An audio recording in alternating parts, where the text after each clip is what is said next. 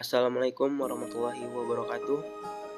Izin memperkenalkan diri, nama Andi Wahyudi, NPM 22411201, kelas manajemen 22A. Di sini saya akan memaparkan tentang tugas saya yang berjudul analisis rasio keuangan. Analisis rasio keuangan merupakan usaha yang dibuat untuk mengukur keadaan keuangan dalam perusahaan atau bisnis. Cara menganalisis rasio keuangan yaitu dengan memanfaatkan data dari laporan keuangan untuk membuat perbandingan. Di bidang akuntansi, analisis rasio keuangan biasanya dilakukan di akhir periode suatu perusahaan dalam suatu tahun. Analisis rasio keuangan ini umumnya dimanfaatkan untuk menentukan strategi pada perencanaan perusahaan atau bisnis di masa mendatang.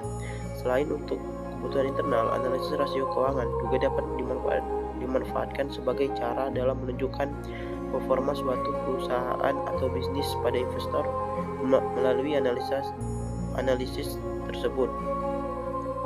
Manfaat rasio keuangan: 1. Mengukur kinerja keuangan. 2. Menentukan hutang, menentukan kemampuan membayar. 3. Membandingkan kinerja perusahaan dengan kompetitor. 4. Sebagai bahan evaluasi dan pengambilan keputusan. 5. Membantu memprediksi kinerja di masa depan. 6. Jabatan komunikasi perusahaan dengan para pemangku kepentingan. 7. Analisis rasio keuangan. 1. Untuk mengetahui posisi keuangan perusahaan dalam satu periode tertentu, harta, kewajiban modal maupun hasil usaha yang telah dicapai untuk beberapa periode. 2. Untuk mengetahui kelemahan apa saja yang menjadi kekurangan perusahaan. 3. Untuk mengetahui langkah-langkah apa yang dilakukan oleh perusahaan berkaitan dengan posisi keuangan saat ini.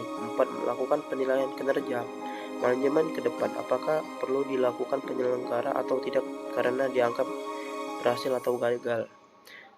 Tujuan analisis rasio keuangan adalah membantu memberikan gambaran atau informasi keuangan pada sebagai pihak yang terlibat dalam perusahaan atau bisnis, termasuk para investor. Berikut ini adalah beberapa tujuan analisis rasio keuangan.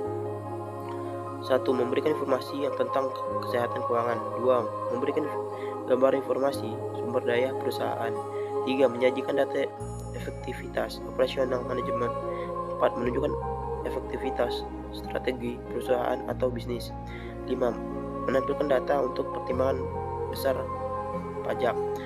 6. Menjadi bahan reference. 7. Menjadi bahan evaluasi.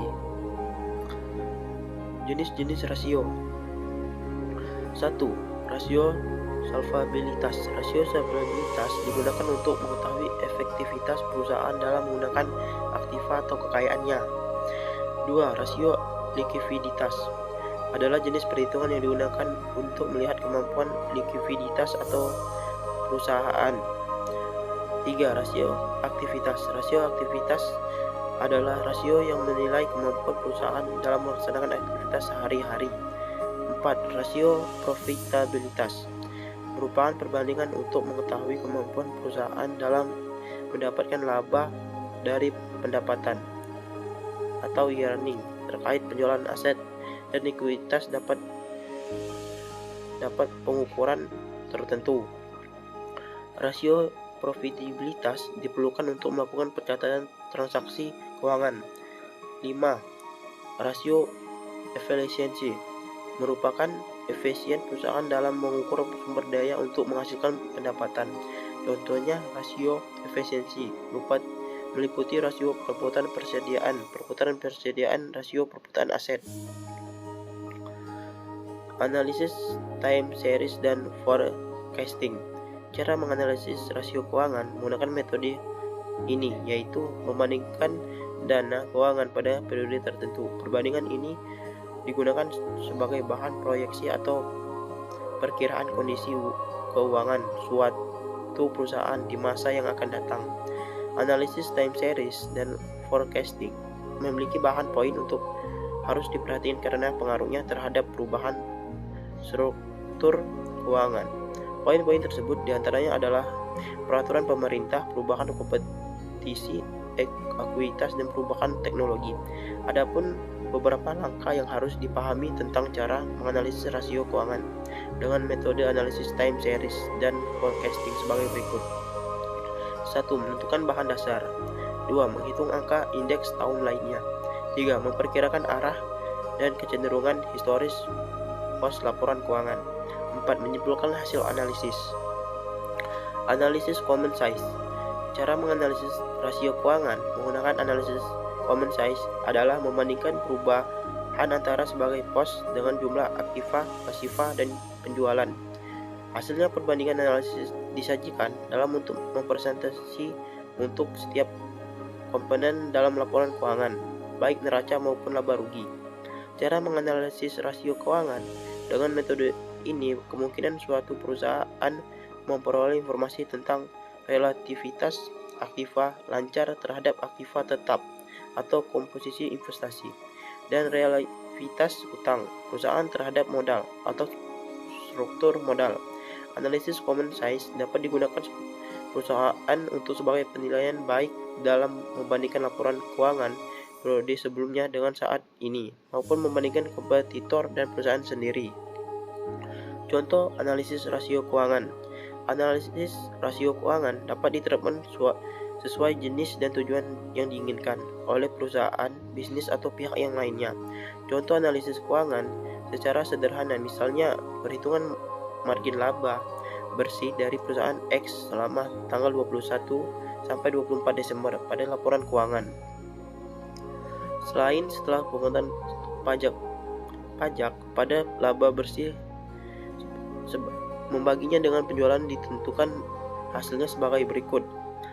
20 September dibagi 32,97%, 20 Desember dibagi 29,55%, 23 Desember dibagi 26,97%, 24 Desember dibagi 19,10%. Dari data tersebut dapat disimpulkan bahwa kecenderungan margin laba bersih yang dimiliki oleh perusahaan X adalah semakin menurun. Jika ingin melihat bagaimana performa sebagai daya perusahaan berarti belum dapat dikategorikan maksimal. Nah, itu di penjelasan mengenal bagaimana cara menganalisis rasio keuangan dengan tepat dan perusahaan dan contohnya.